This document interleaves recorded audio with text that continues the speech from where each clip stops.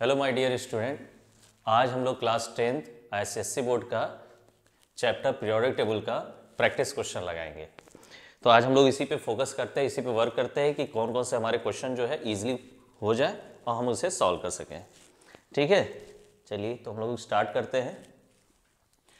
देखिए, इसमें पहला हमारा प्रैक्टिस क्वेश्चन पेपर जो है फिलिंग द ब्लैंक से रिलेटेड है।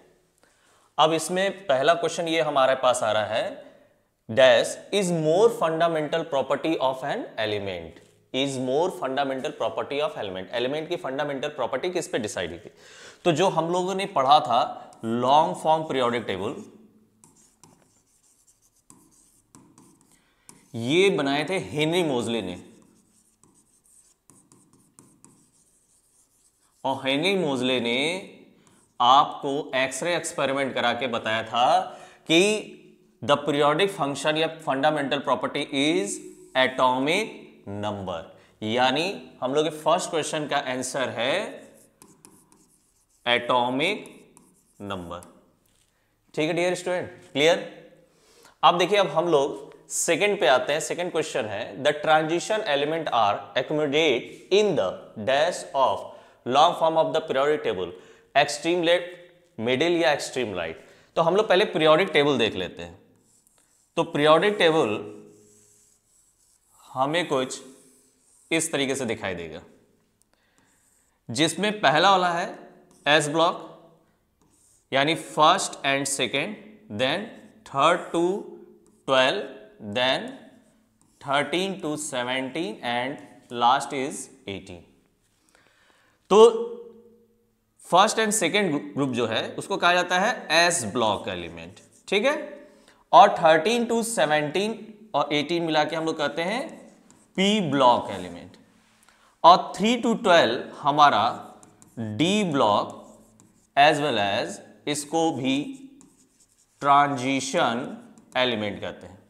तो पीरियोडिक टेबल में हमें क्या दिखाई दे रहा है कि ट्रांजिशन एलिमेंट न लेफ्ट साइड है न राइट साइड है, ये क्या है मिडिल में। तो यानी हमारा आंसर क्या होगा? मिडिल। यानी the transition element are accommodate in the middle of the long form of the periodic table. Answer क्या हो गया? मिडिल। क्लियर? अच्छा, अब हम लोग थर्ड क्वेश्चन देखते हैं कि the non metallic element are placed on the dash hand side of the transition element in the long form of the periodic table. मतलब पूरे पीरियोडिक टेबल में नॉन मेटेलिक किस साइड रहता है? कहां पे? ट्रांजिशन एलिमेंट के।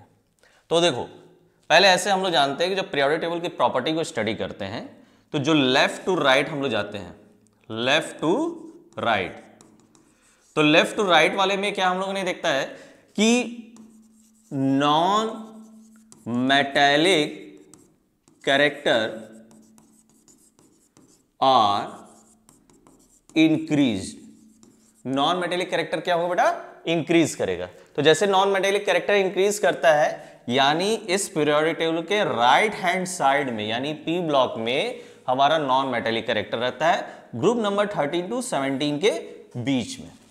यानी हमारा आंसर क्या होगा? Right hand side. किसके? ट्रांजिशन एलिमेंट के राइट हैंड साइड। क्लियर बेटा? इसमें कोई प्रॉब्लम? चलो अब हम लोग नेक्स्ट आगे बढ़ते हैं। अगर उसमें से कुछ नोट करना है तो आप लोग नोट कर लीजिएगा।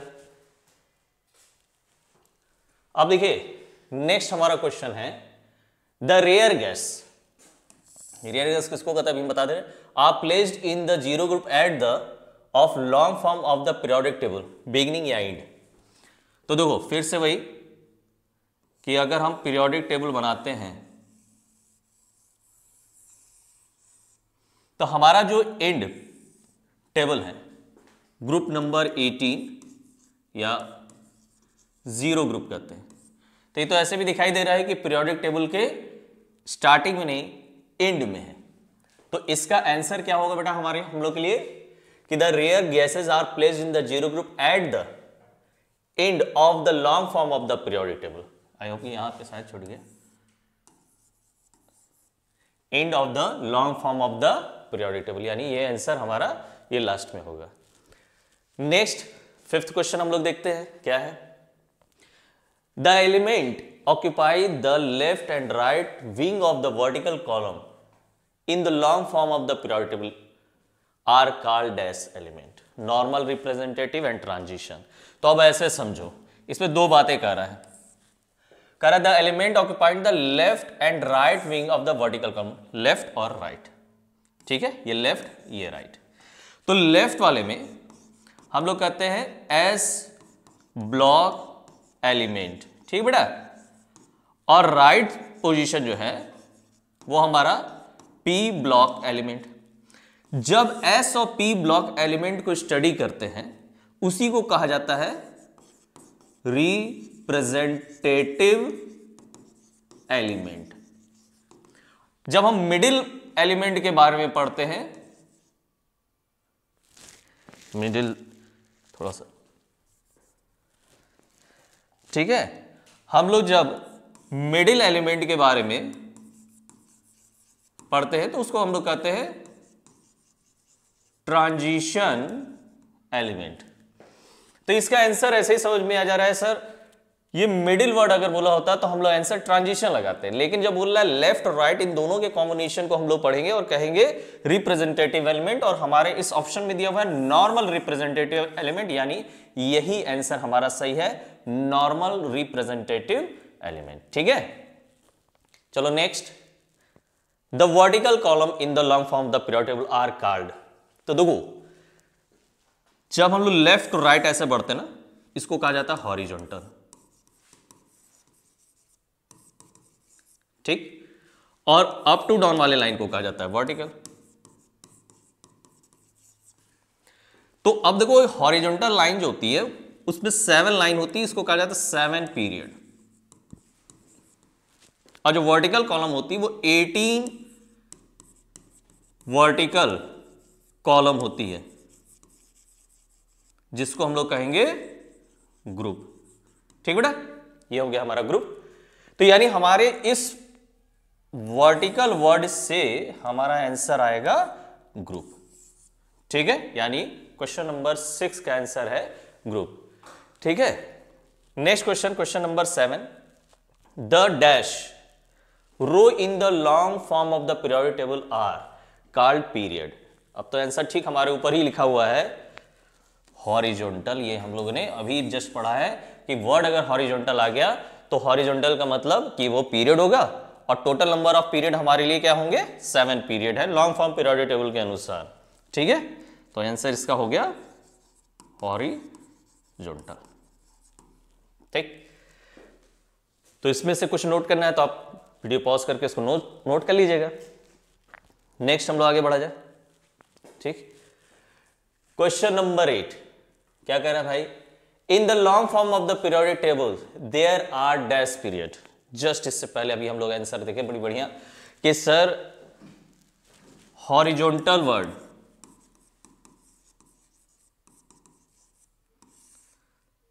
में 7 रो होते हैं, उसी को कहा जाता है 7 पीरियड, ठीक है। यानी in the long form of the periodic table there are 7 या 8, एक ही आंसर है 7 पीरियड होते हैं, ये हमारा answer 8 is complete. Next, thank you.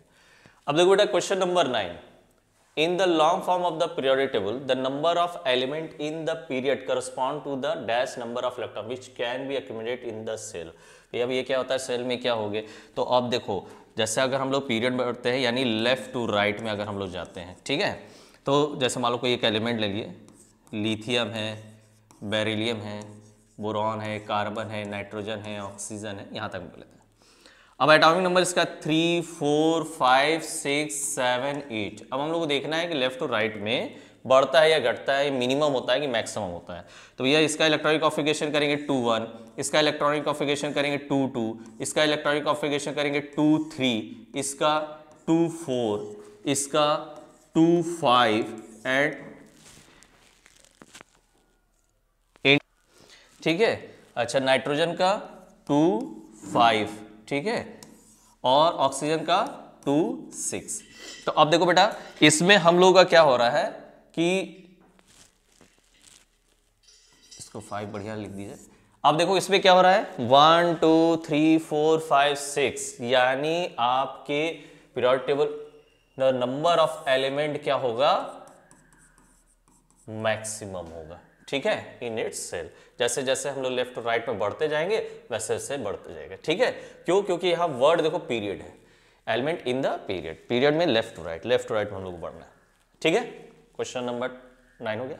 10 पे अब हम लोग आते हैं, क्या कर रहा है सर 10, तो in the long form of the periodic table the number of period to which an element belong to given by its atomic number या क्वांटम नंबर, ये क्या होता है। पहले एटॉमिक नंबर तो आप जानते हैं, पहले क्वांटम नंबर क्या चीज है, इसको ऐसा समझने का प्रयास करते हैं हम लोग कि क्वांटम नंबर क्या है, तब शायद उसके आंसर हम लोग को अच्छे से मिल सकते हैं। ठीक है, चलो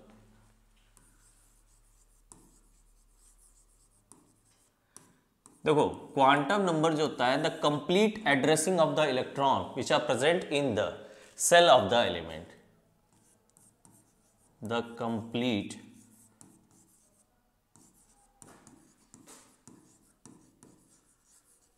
एड्रेसिंग ऑफ इलेक्ट्रॉन, या ये कह सकते हैं the complete information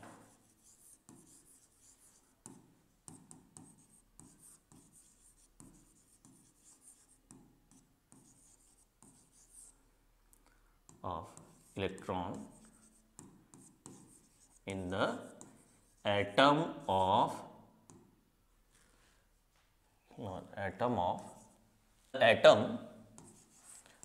the element। ठीक है बेटा, यानी हमको एक कंप्लीट इंफॉर्मेशन अगर वो कोई देता है तो वो देता है क्वांटम नंबर। ऐसे समझे, 4 तरीके के क्वांटम नंबर होते हैं। तो ये क्या कर रहा है, इन the long form of the periodic table the number of period to which an element belong to given by its quantum number। अच्छा, अगर आपको थोड़ा सा और भी कोई कंफ्यूजन होगा कि सर इसको और बढ़िया से थोड़ा सा हल्का सा डिटेल में और बता दीजिए कि क्वांटम नंबर अगर कंफ्यूज हो रहा है तो इसको समझिए। क्वांटम नंबर 4 तरीके के होते हैं। तो पहला बेसिकली इसका आंसर पहला ये है principal quantum number, and the principal quantum number are represent by n. अब देखो नंबर ऑफ पीरियड में कैसे भरे जाते हैं, इसको ऐसे समझो। हम लोग पढ़ते हैं ना कि ईच सेल, हम लोग क्या पढ़ते हैं, ईच सेल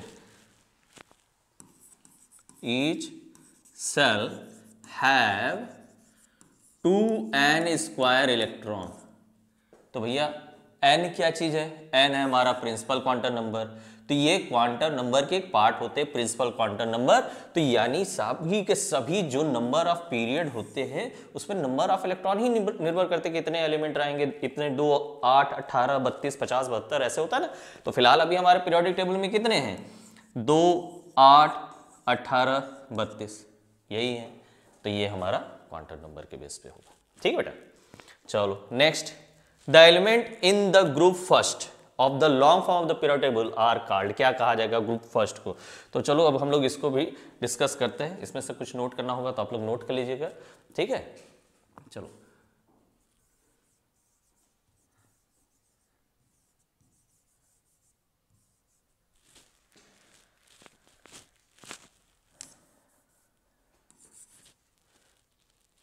है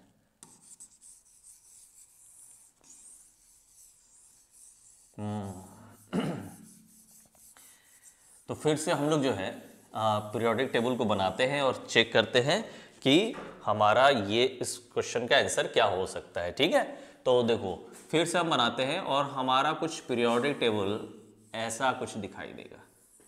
ठीक है, अब बोलेगा कि सर आप पूरा नहीं बना रहे। हाँ, तो बात सही आप कह रहे हो, क्योंकि पूरे में ये भी है लेंथेनाइड और एक्टिनाइड सीरीज। फिलहाल क्वेश्चन हमारा इसी में हो जा रहा था, इसलिए हम लोग इसी को बना रहे थे। ठीक है, अब देखो ये फर्स्ट ग्रुप है, ठीक है, ये सेकेंड है, ये 3rd to 12 ग्रुप है, और ये 13 to 17 ग्रुप है, और ये है हमारा 18 ग्रुप। अब देखो इसका क्या नाम होगा, इसको समझो। जो हमारा फर्स्ट ग्रुप आता है, फर्स्ट ग्रुप, ठीक है, उसी ग्रुप को कहा जाता है एल्कलाई मेटल ग्रुप। जो हमारा सेकेंड ग्रुप है उसको कहा जाता है एल्कलाई अर्थ मेटल ग्रुप। उसके बाद ग्रुप नंबर 3 to 12 वर्ड अगर कहीं आएगा, ये जो 3 to 12 है, इसको कहा जाएगा ट्रांजिशन ग्रुप या ट्रांजिशन एलिमेंट। ठीक है बेटा। 17 जो आएगा उसको हैलोजन ग्रुप कहा जाएगा, और 18 वाले को आप जानते हो, simply rare gases, noble gas, inert gas, ETC। ठीक है। तो अब सारा हमारा इसी में आंसर आ गया होगा कि the element in the group first of the long form of the periodic table are called alkali metal group. यानी हमारा फर्स्ट ग्रुप है तो एल्कलाई मेटल, अगर यही सेकंड रहता तो हम लोग लिखते हैं एल्कलाई अर्थ मेटल ग्रुप। ठीक है बेटा, इसको भी आप लोग नोट कर लीजिएगा। चलिए अब हम लोग थोड़ा आगे बढ़ते हैं। Next question number 12। वाह, ये तो एकदम आ गया कि the element in the group 17 of the long form of the periodic table are called. देखो इसका आंसर ठीक इसके पीछे वाले वीडियो में, मतलब उसमें था कि यहां हमने लिखा था कि जो ग्रुप 17 है उसको कहा जाता है हैलोजन ग्रुप। क्या कहा जाता है बेटा? Halogen group. ठीक है, ग्रुप 17 जो है उसको हम लोग क्या कहेंगे? हैलोजन ग्रुप कहेंगे। चलो आगे बढ़ते हैं। तो इसमें ज्यादा समय हम लोग नहीं बर्बाद करेंगे, इसका सीधा सीधा आंसर होगा हैलोजन ग्रुप। ठीक है, क्लियर? चलो नेक्स्ट क्वेश्चन नंबर 30। ठीक, चलिए अब क्वेश्चन नंबर हम लोग 30 देखते हैं। क्या है कि an element E has atomic number 35, it's belong to period. तो देखो ये किस पीरियड में बिलोंग करता है, तो नंबर ऑफ पीरियड, देखो जो नंबर ऑफ सेल होते हैं वही उसके पीरियड होते हैं, नंबर ऑफ पीरियड। ठीक, अब हम लोग को चेक करना है कि भैया इसका इलेक्ट्रॉनिक कॉन्फ़िगरेशन बताइए। तो देखो ये ऐसे है ब्रोमीन, जैसे ये हो गया फ्लोरीन, क्लोरीन, ब्रोमीन, आयोडीन। ठीक है बेटा। अब इसका जब हम इलेक्ट्रॉनिक कॉन्फ़िगरेशन करते हैं तो इसमें करते हैं ना 2 7। तो देखो इसमें कितने नंबर ऑफ सेल है? 2। तो यानी ये हो गया हमारा सेकेंड पीरियड। इस क्लोरीन का बात करें एटॉमिक नंबर 17, 2 8 7। इसमें नंबर ऑफ सेल कितने बेटा? 3। तो ये हो गया हमारा थर्ड पीरियड। ठीक है बच्चा। और ब्रोमीन एटॉमिक नंबर 35, 2 8 18 7। ठीक है, यानी इसमें टोटल नंबर ऑफ सेल कितने हैं? 4। तो ये हमारा हो गया फोर्थ पीरियड। तो चेक किया जाए कि क्या इसमें आंसर में ऑप्शन में है, तो फोर्थ और थर्ड है, यानी हमारा आंसर क्या है? फोर्थ पीरियड है। ठीक है, कैसे? The total number of shell. तो इससे हम लोग क्या पता कर सकते हैं? Number of period. ठीक है। अब क्वेश्चन नंबर हम लोग 14 पे आते हैं कि an element E has atomic number 5, it belongs to group. अब देखो ये किस ग्रुप में बिलोंग करता है। मान लो ये E है और इसका एटॉमिक नंबर 5 है, तो 5 है, तो इसका इलेक्ट्रॉनिक कॉन्फ़िगरेशन हम लोग को करना पड़ेगा, तो 2 और 3। तो अब बात को ध्यान से समझो। अगर when valence shell have more than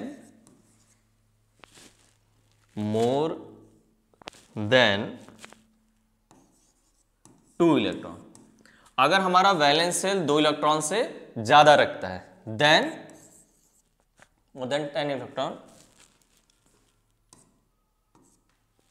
then it add to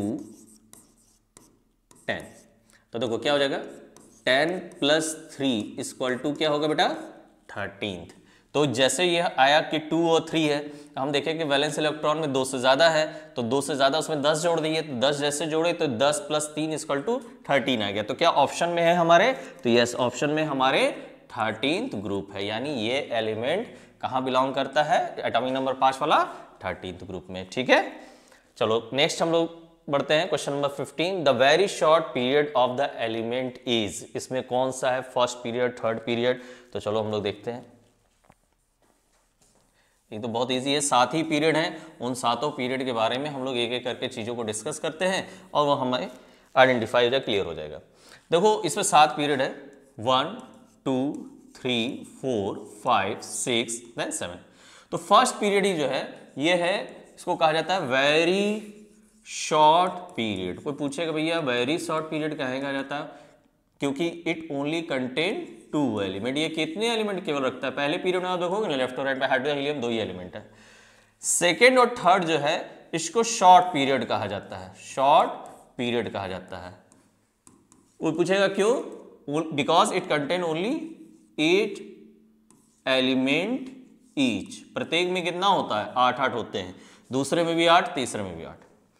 चौथा और पांचवा कहा जाता है लॉन्ग पीरियड। ठीक, क्यों, क्योंकि इसमें 18 एलिमेंट ईच, प्रत्येक में 18, इसमें भी 18, इसमें भी 18। 6 जो होता है इसको वेरी लॉन्ग पीरियड कहा जाता है, जिसमें टोटल कितने होते हैं, 32 एलिमेंट होते हैं। और 7वां भी है, वो भी, ये भी हमारा वेरी लॉन्ग पीरियड कहलाएगा, इसमें भी 32 एलिमेंट है। ठीक है, तो पुराने कॉन्सेप्ट के अनुसार क्या है कि इसको इनकम्प्लीट कहा जाता है, लेकिन 2016 से तो लगभग ये कंप्लीट ही हो गया है हमारा पीरियोडिक टेबल। ठीक है, तो यानी पूछ रहा है कि the very short period of the element. अब इसमें से हम आंसर सेलेक्ट कर लेते हैं, वेरी शॉर्ट एक ही है, पीरियड फर्स्ट। ठीक है, यानी फर्स्ट पीरियड हमारा करेक्ट आंसर है और ये थर्ड पीरियड जो है हमारा रॉन्ग। ठीक है बेटा, इसमें से आप लोग इसको नोट कर लीजिएगा। चलिए हम लोग नेक्स्ट आगे बढ़ते हैं, नेक्स्ट क्वेश्चन पे। नेक्स्ट है the element in the same period have dash number of electron shell या number of valence shell. Valence shell भी आप कर सकते हैं। ठीक है, चलो तो अब हम लोग सेम पीरियड में देखते हैं। जैसे लिथियम है, बेरिलियम है, बोरॉन है, कार्बन है, नाइट्रोजन। अब देखो इसमें कितना है, इसका इलेक्ट्रॉनिक कॉन्फ़िगरेशन करेंगे 2 1, इसका 2 2, इसका 2 3, इसका 2 4, नेक्स्ट कार्बन नाइट्रोजन है 2 5, oxygen 2 6, fluorine 2 7। Number of shell देखिए, अगर ये सेकेंड पीरियड में हम लोग बढ़ेंगे तो second period number of shell 2, number of shell 2, number of shell 2, इसमें भी 2 2 2 2, आगे नियॉन में भी आ जाएंगे तो नंबर ऑफ सेल 2 8 यानी 2। अगर हम उसके नीचे थर्ड पीरियड का कोई लेते हैं, sodium, magnesium, aluminium, silicon, etc. मान लो आगे करते हैं, तो इसमें क्या हो जाएगा 2 8 1। अब देखो इस पीरियड में 3 सेल, इस वाले में 2 8 2, 3 सेल, एल्युमिनियम 2 8 3, नेक्स्ट 2 8 4, यानी the element in the group 7 next the element in the same period have. अगर एलिमेंट सेम पीरियड में है तो क्या चीज उसका सेम रह जाएगा, same number of valence cell, मतलब वैलेंस सेल हमेशा बराबर रहेंगे। ठीक है, वैलेंस सेल में क्या रहेंगे, 2 है तो 2, 3 है तो 3, 4 है तो 4, 5 है 5, 6 है तो 6, डिफर नहीं, क्या आंसर आएगा हमारा सेम। ठीक है, बोलो कोई दिक्कत। नेक्स्ट क्वेश्चन नंबर हम लोग 17 पे आते हैं। As one move from the left to right, अगर हम लोग लेफ्ट टू राइट जा रहे हैं in the long form of the period table, the valency of the element with respect to oxygen increase from 1 to 4 या 1 to 7। तो चलो इसमें हम लोग देखते हैं वैलेंसी के बारे में, तो ऊपर ही है तो उसी पे हम लोग डिस्कस कर लेते हैं। ठीक, तो देखो जैसे लिथियम की वैलेंसी क्या है +1, इसकी वैलेंसी क्या है, लॉस करेगा मेटल है +2, ये भी लॉस करेगा +3, ये गेन करेगा -4, ये -2। ठीक, अरे सॉरी -3, 3 गेन करेगा -3, ये 2 गेन करेगा -2, ये गेन करेगा -1, और ये न लॉस न गेन, तो इसमें अब देखो इस सिस्टम में क्या कह रहा है कि the valency of the element, ठीक है, with respect to oxygen, oxygen के रिस्पेक्ट में क्या होगी, बढ़ेगी कि घटेगी, 1 to 7 रहेगी कि क्या रहेगी, तो इसको हम लोग देखते हैं। जैसे हमारी इसमें क्या चीज़ है भैया, लिथियम में 1 इलेक्ट्रॉन है, बेरिलियम में क्या चीज़ है 2 इलेक्ट्रॉन है, बोरॉन में 3 है, उसके बाद हमारा 4 है, उसके बाद हमारा 5, उसके बाद 6, मान लो ऑक्सीजन के रिस्पेक्ट में और आगे बढ़ते हैं 7। तो क्या यहाँ पे बढ़ रहा है कि घट रहा है? तो इसमें कंटिन्यू लगातार क्या हो रहा है, 1 to 7 तक लगातार ये इंक्रीज ही करते जा रहे हैं, घटेंगे नहीं। ठीक है, इंक्रीज फ्रॉम 1 to 4 नहीं, increase from 1 to 7। Is that clear? मतलब कि वैलेंसी ऑफ द एलिमेंट, यानी वैलेंस इलेक्ट्रॉन उसमें हमारे बढ़ रहे हैं कि नहीं बढ़ रहे हैं, तो उसमें लगातार हमारे बढ़ते रहेंगे एक कैरेक्टर पे। ठीक है, ऑक्सीजन के रिस्पेक्ट में। चलो नेक्स्ट क्वेश्चन नंबर हम लोग 18 पे आते हैं। As one move from left to right in the long form of periodic table the atomic volume, atomic volume मतलब दूसरा नाम हम लोग इसको देते हैं एटॉमिक साइज, ठीक है, ऑफ द एलिमेंट इंक्रीज करेगा कि डिक्रीज करेगा। तो भैया लेफ्ट टू राइट वर्ड जैसे बोला है तो इसका मतलब हम बात कर रहे हैं पीरियड का। तो देखो पीरियड में क्या होता है कि लेफ्ट टू राइट जो होता है वैलेंस इलेक्ट्रॉन इंक्रीज करता है। ठीक है, जब वैलेंस इलेक्ट्रॉन इंक्रीज करेगा तो फोर्स ऑफ अट्रैक्शन भी इंक्रीज करेगा, है ना। देखो हमारा एटम कैसे होता है ना, एक सिंपल न्यूक्लियस, ठीक है, और एक से। अब मान लो इसको थोड़ा बड़ा बना दे रहे हैं।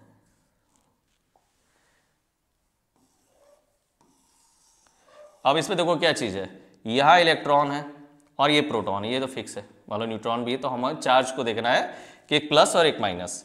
तो इसमें हमेशा फोर्स ऑफ अट्रैक्शन रहेगा जिसको न्यूक्लियर फोर्स कहा जाता है। इसको हम लोग क्या कहेंगे, न्यूक्लियर फोर्स कहेंगे। अच्छा बच्चा, अब इसमें क्या चीज होता है कि जैसे जैसे नंबर ऑफ इलेक्ट्रॉन की क्वांटिटी बढ़ते जाएगी और से प्लस बढ़ते जाएगा तो फोर्स ऑफ अट्रैक्शन बढ़ेगा।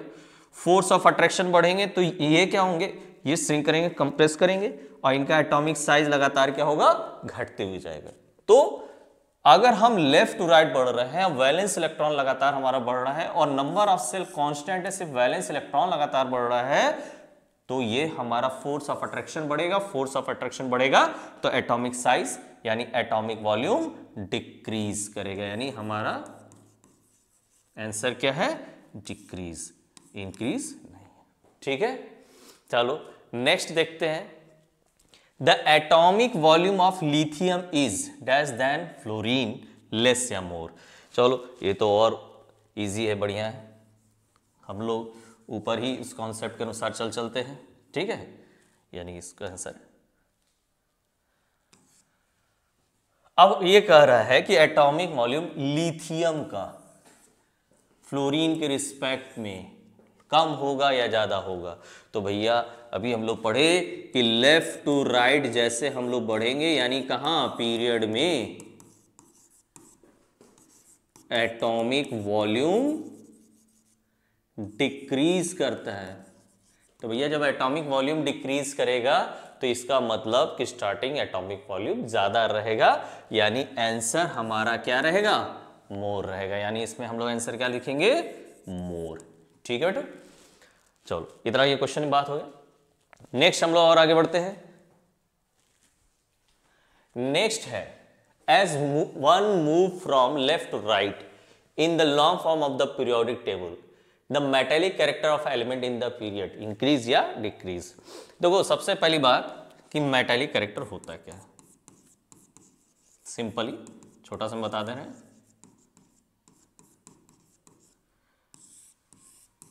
देखो दोज या which element easily loss of electron, which element easily loss of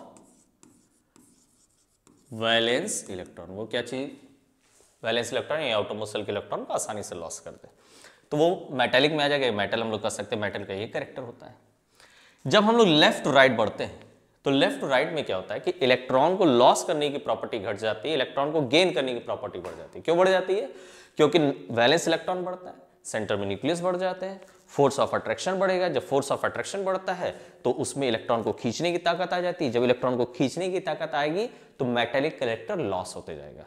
यानी left to right metallic character घटता है और नॉन मेटेलिक कैरेक्टर बढ़ता है। तो लेफ्ट टू राइट वाला अगर हम बात करें तो as move from left to right in the long form of the periodic table the metallic character of element in period अब डिक्रीजेस। क्यों?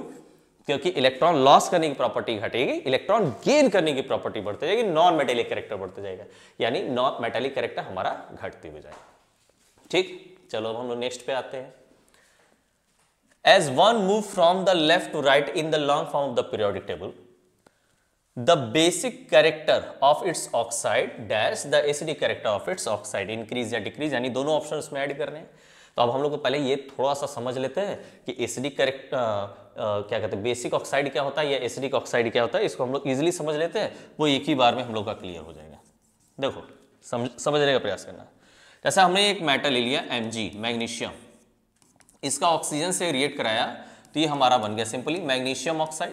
ठीक है, इसको मैंने बैलेंस कर दिया। देन क्या हमने किया कि ये जो मैग्नीशियम ऑक्साइड हमारा बना, इसका वाटर से रिएक्ट कराया तो ये हमारा बन गया मैग्नीशियम हाइड्रोक्साइड MgOH का होल ट्वाइस। अब देखो ये बैलेंस है कि नहीं, एक Mg, दो हाइड्रोजन, दो ऑक्सीजन और ये दो ऑक्सीजन, ये रिएक्शन बैलेंस है। अब ये मैग्नीशियम यानी मेटल किस में कन्वर्ट हो रहा है? बेसिक कैरेक्टर में। अब ऐसा समझना, कुल एक एक बात लाइन समझना। अच्छा, एक नॉन मेटल भी ले लेते हैं। जैसे सिंपली कार्बन ऑक्सीजन से रिएक्ट किया तो हमारा कार्बन डाइऑक्साइड गैस बनाया। फिर हम लोग क्या करते हैं कि कार्बन डाइऑक्साइड को वाटर से रिएक्ट करा देते हैं तो ये कार्बनिक एसिड यानी H2CO3 का फॉर्मेशन कर देता है, ये यानी हमारा एसिड बना दिया। H2CO3 यानी ये हमारा क्या बन गया? एसिड बन गया। ठीक है, अब ऐसे समझने के प्रयास करो। As one move from left to right long form of the periodic table, तो देखो लेफ्ट टू राइट क्या होता है ना, हमारा नॉन मेटेलिक कैरेक्टर जो है ये इंक्रीज करता है। ठीक है, ये इंक्रीज करता है, नॉन मेटेलिक कैरेक्टर इंक्रीज। अब नॉन मेटेलिक अगर कैरेक्टर इंक्रीज करेगा तो नॉन मेटेलिक अगर बढ़ते जाएगा, यानी नॉन मेटल अपना बिहेवियर को बढ़ाते जाएगा, तो वो कौन सा कैरेक्टर बढ़ाएगा? एसिडिक कैरेक्टर बढ़ाएगा। यानी acidic character of its oxide क्या होगा? इंक्रीज करेगा। तो ठीक इसका उल्टा अगर हम लोग पढ़ते हैं कि जब लेफ्ट टू राइट जाते हैं तब बेटा हमारा मेटेलिक कैरेक्टर डिक्रीज करता है। तो बेटा जब मेटेलिक कैरेक्टर डिक्रीज करेगा, यानी जब मेटेलिक कैरेक्टर डिक्रीज करेगा तो basic character are also decrease. यानी as one move from left to right in the long form of the periodic table, the basic character of its oxide, basic character क्या होगा? Is decrease at the acidic character of its oxide is increase. यानी पहले हम लोग option decrease जानेंगे then increase. अगर नहीं पूछेगा तो मत डालिएगा, डिक्रीज होगा। ये कॉन्सेप्ट यहां पे यही क्लियर है। बोलो बात समझ में आ गया? नेक्स्ट अब हम लोग बढ़ते हैं आगे क्वेश्चन नंबर 22 पे। The atomic volume of the element, atomic volume, फिर से एटॉमिक वॉल्यूम आ गया, यानी atomic size of the element progressive as one move down from the top to bottom in group. क्योंकि भाई ये देखो एटॉमिक वॉल्यूम बढ़ना है घटना तो दोनों है ही, लेकिन कहां से पूछ रहा है ये हम लोग को देखना है। तो ये हमें ग्रुप में पूछ रहा है। ठीक है, तो चलो अब हम लोग ग्रुप में क्या है कि बढ़ रहा है कि घट रहा है, इसको जो है हम लोग समझते हैं बात को।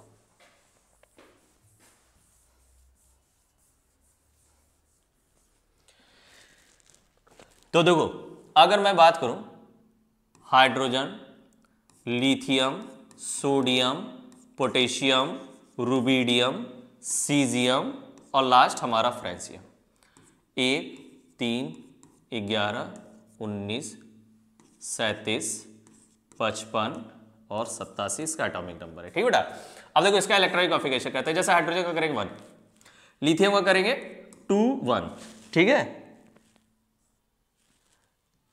2, 1, सोडियम का करेंगे इसका 11 होता है 2, 8, 1, पोटेशियम का करेंगे 2, 8, 8, 1। अब देखो नंबर ऑफ सेल बढ़ते जा रहे हैं। रुबिडियम का 2 8 18 8 1 4 और ये 5 सेल। सीजियम का 2 8 18 18 8 1 1 2 3 4 5 6 सेल। और फ्रेंसियम का 2 8 18 32 32 18 8 1। ऐड करके देख लीजिएगा, 18 36 10 46 46 1 47 और 47 और 8 55। ठीक है, एटॉमिक नंबर ये हो गया। तो अभी देखो ये क्या कह रहा है ना कि क्वेश्चन नंबर 22 में कि एटॉमिक वॉल्यूम यानी atomic size up to down bottom में हमारा क्या कर रहा है, इंक्रीज कर रही है। एग्जांपल मैंने फर्स्ट ग्रुप का लिया, किसी भी ग्रुप का लेंगे इसमें नंबर ऑफ सेल लगातार बढ़ते जाएंगे और नंबर ऑफ सेल बढ़ते जाएंगे तो आंसर हमारा ग्रुप में आग बंद करके इंक्रीज लिख दीजिएगा। ठीक है, बोलो क्लियर है बेटा। अब चलो next, the metallic character of group first element test as one move down from the top to one. भैया मेटालिक कैरेक्टर क्या होता है, और वो बोला है कि फर्स्ट ग्रुप में आप इसको इजीली बताइए। ठीक है, चलो अब हम लोग इसको भी धराशायी कर दिया जाए इस क्वेश्चन को भी। तो देखो पहली बात हम लोग को ये जानना है कि अप डाउन द ग्रुप में देखो क्या होता है।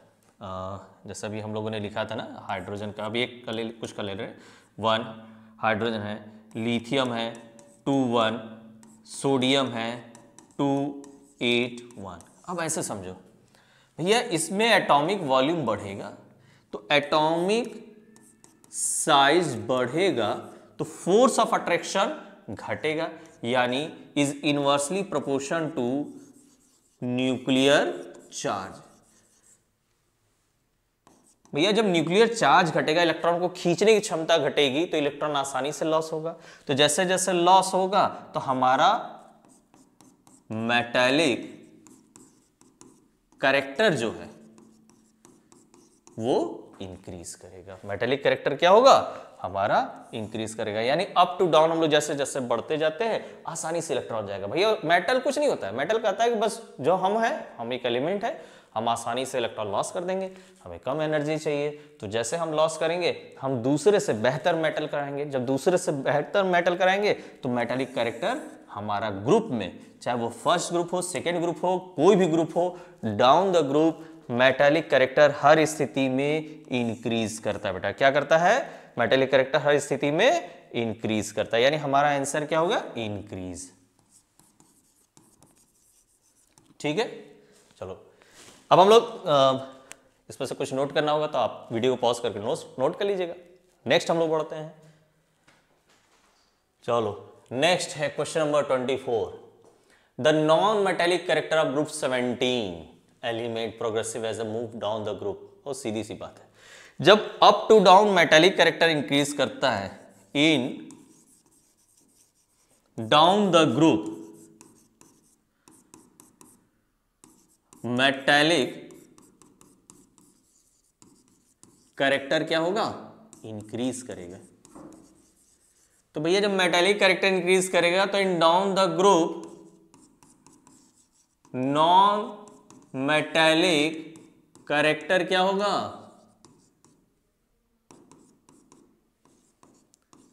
डिक्रीज करेगा। क्यों, क्योंकि इलेक्ट्रॉन को खींचने की क्षमता जो है वो घटते जाती है, न्यूक्लियर फोर्स घटते जाता है। वो पूछेगा क्यों घट रहा है, कहते ना कि भैया एटॉमिक साइज बढ़ रहा है। एटॉमिक साइज बढ़ेगा तो अट्रैक्शन कमजोर होगा ना। तो इसमें क्या हुआ कि डाउन द ग्रुप में नॉन मेटालिक कैरेक्टर घटेगा ही घटेगा। तो डाउन द ग्रुप में नॉन मेटालिक कैरेक्टर क्या होगा, यहां घटेगा। क्वेश्चन नंबर 24 का, तो चाहे वो ग्रुप 17 हो, चाहे ग्रुप फर्स्ट हो, 16 हो, कोई भी हो, वहां अप टू डाउन ये लगातार घटते ही जाएंगे। ठीक है, चलो अब हम लोग next question number 25। I hope कि आपको बाकी सब क्वेश्चन समझ में आ रहा होगा।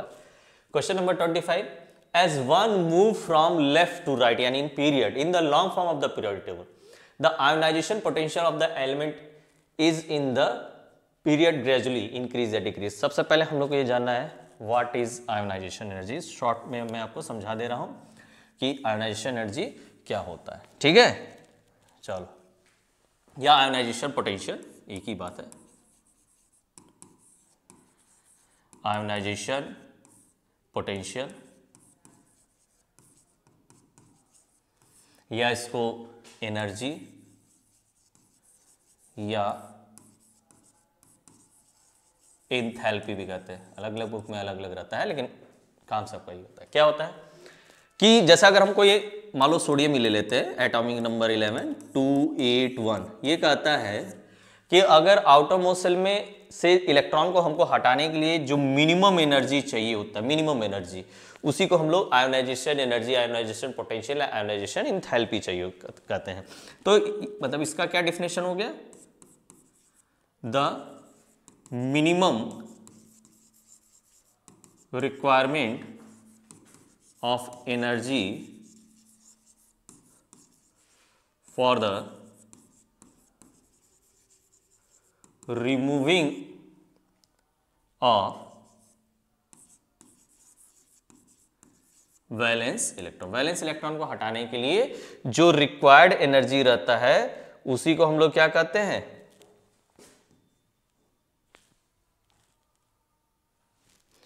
उसी को हम लोग कहते हैं आयोनाइजेशन पोटेंशियल।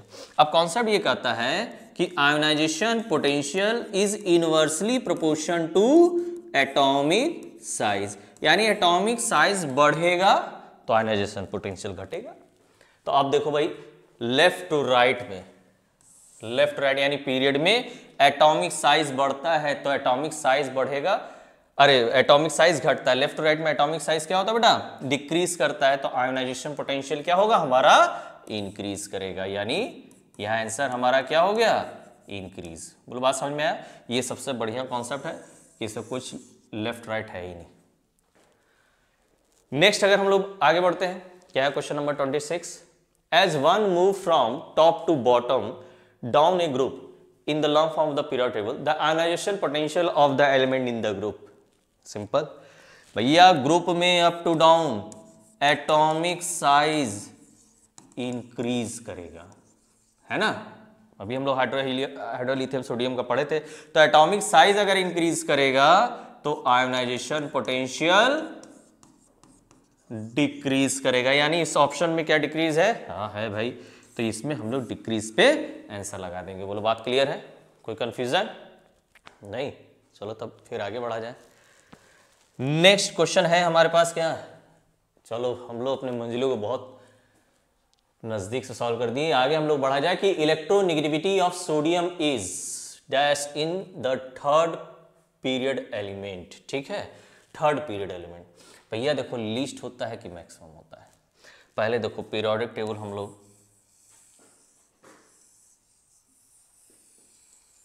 ये बना लिए।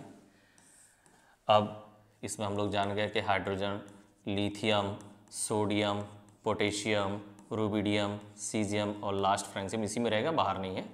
ठीक है, अब मान लो इसमें क्या बोल रहा है कि दो इलेक्ट्रोनेगेटिविटी, तो हम लोग जानते हैं कि left to right electronegativity increase करती है। ठीक है, क्या करती है, इंक्रीज लेफ्ट टू राइट, और up to down electronegativity decrease करेगी। मतलब घूम फिर करके इधर का बंदा अप टू डाउन में इलेक्ट्रोनेगेटिविटी ऐसे भी डिक्रीज करेगा, और ये स्टार्टिंग पोजीशन में है, ये ऐसे भी कम है, यानी घूम फिर करके इसकी इलेक्ट्रोनेगेटिविटी क्या होगी, लीस्ट होगी। जब हम लोग लेफ्ट टू राइट बढ़ेंगे तब बढ़ते हुए क्रम में होगा। लेकिन जब हम लोग स्टार्टिंग पोजीशन पे देख रहे हैं कि भैया स्टार्टिंग हमारा सोडियम पहले ही पे है, पहली बात तो ये लेफ्ट टू राइट जाएगा भी नहीं, तो ये शुरुआत में भी इसका कम है इलेक्ट्रोनेगेटिविटी, और दूसरा ये अप टू डाउन वाले में भी आ रहा, थर्ड में आ रहा और कम हो गया, तो मैक्सिमम का तो कोई सवाल उठता ही नहीं है। तो सोडियम क्या हो गया, इसका आंसर हमारा क्या आएगा, लीस्ट आएगा। ठीक है, चलो अब हम लोग लास्ट आते हैं क्वेश्चन नंबर 28 पे। इलेक्ट्रॉन एफिनिटी या इलेक्ट्रॉन गेन इंथैल्पी, ये दो नाम से इसको जाना जाता है। इलेक्ट्रॉन एफिनिटी या इलेक्ट्रॉन गेन इंथैल्पी। या पहले हम लोग इसको समझ लेते हैं, तब आगे क्वेश्चन को पढ़ते हैं। शायद इसको समझने के बाद क्वेश्चन का सीधे हमें आंसर दिखाई देने लग जाए। ठीक है, होता क्या है, देखो इलेक्ट्रॉन गेन इंथैल्पी क्या होती है, बहुत सिंपल है। जैसे मान लो ये एक हमारा आइटम है, ठीक है, तो थोड़ा सा हल्का रेड ले लिया जाए या कोई इधर ले लीजिए, ये लो, चलो। अब देखो इसमें क्या होता है, ये पेन आ जाओ मेरे भाई, क्यों नाराज हो हमसे। आई होप कि ये ऐसे हो जाएगा। वाह, देखो पहले में होता है 2, फिर उसके बाद 8, 1 2 3 4 5 6 7 8, ठीक है। और मान लो मैंने ये एटम क्लोरीन का बनाना है, तो 2 8 7, तो 1 2 3 4 5 6 1 7 से ये 7 क्लोरीन के है ना, तो 2 8 7 का ये हो गया। अब देखो बात को समझो, क्योंकि क्लोरीन इलेक्ट्रॉन गेन करेगा। अब यहां से एक इलेक्ट्रॉन जो है इसमें आता है, तो सबसे पहले बात को ध्यान समझो कि ये जो 7 इलेक्ट्रॉन है, सातों के बीच में फोर्स ऑफ रिपल्सन लग रहे होंगे, क्योंकि same charge are repel to each other. ये बात तो क्लियर है कि सर 7 इलेक्ट्रॉन एक दूसरे में रिपेल कर रहे होंगे, और ये इतना रिपेल करके अपनी स्टेबिलिटी को बना चुके हैं। लेकिन जैसे ये 8वां इलेक्ट्रॉन यानी 287 में एक इलेक्ट्रॉन इंटर करता है, तो ये 288 बनाएगा। अब जैसे ये इलेक्ट्रॉन इंटर किया, क्या करेगा ये इलेक्ट्रॉन? ये इलेक्ट्रॉन इस इलेक्ट्रॉन को रिपेल करेगा। रिपेल जब करेगा तो क्या कहेगा कि भैया तुम जितना तेजी से घूम रहे थे उतना और तेजी से घूमो, यानी इसमें कौन सी एनर्जी बढ़ाने लगी? Kinetic energy. The energy are produced by the virtue of its motion. गति के द्वारा जो उत्पन्न हुई ऊर्जा होती है उसको क्या कहेंगे? Kinetic energy. अब ऐसे समझो कि भैया ये इलेक्ट्रॉन एक दूसरे को धक्का मारना शुरू किए। अब जब हम दौड़ते तो एनर्जी एब्जॉर्ब करते कि रिलीज करते हैं, तो रियल सी बात है इलेक्ट्रॉन आने के बाद उतने ही तेजी से एनर्जी बाहर जाएगा। जब एनर्जी जो बाहर जाता है उसी एनर्जी को क्या कहा जाता है? Electron gain enthalpy. उसी को क्या कहा जाता है? Electron gain enthalpy. क्लियर है? तो अब हम लोग देखते हैं कि भैया electron gain enthalpy of group 17 element as move down the group. अब देखो अप टू डाउन जब हम लोग बढ़ रहे हैं, तो अप टू डाउन बढ़ने में क्या चीज हो रहा है कि अप टू डाउन जैसे जैसे बढ़ रहे हैं तो नंबर ऑफ सेल बढ़ रहे हैं। नंबर ऑफ सेल बढ़ रहे हैं तो एक दूसरे के बीच का जो रिपल्सन है वो थोड़ा कम हो रहा है। जब रिपल्सन कम होगा तो एनर्जी कम रिलीज होगी, यानी डाउन द ग्रुप में इलेक्ट्रॉन एफिनिटी कम रिलीज होगी, यानी कम का मतलब डिक्रीज होगी। तो यानी ग्रुप 17 का ही बात नहीं है बेटा, किसी भी ग्रुप में डाउन द ग्रुप में इलेक्ट्रॉन गेन एंथैल्पी या आपका इलेक्ट्रॉन एफिनिटी जैसे जैसे नंबर ऑफ सेल बढ़ते जाएगा वैसे वैसे एनर्जी कम रिलीज होगी। तो यहां हम लोग कहेंगे आंसर है हमारा डिक्रीज। आई होप कि आपको ये लगभग क्वेश्चन सारे समझ में आ गए। ठीक है, तो बेटा अगर बात समझ में आ गया तो इसको लाइक करिएगा, शेयर करिएगा, ताकि हम इसमें और जान लगा के इस वीडियो को और अच्छे से अच्छा और क्वेश्चन को अच्छे से अच्छा आपको समझा सकें। ठीक है, थैंक यू।